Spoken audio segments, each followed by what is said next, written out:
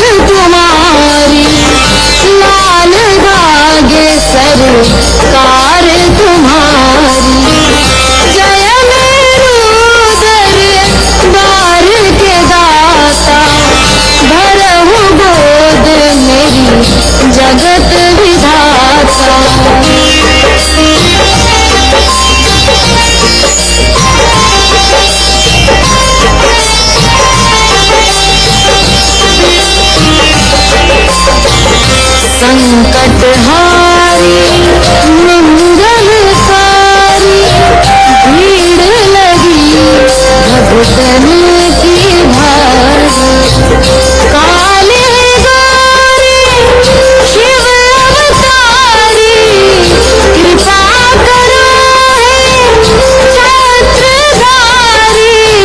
कृपा करो हे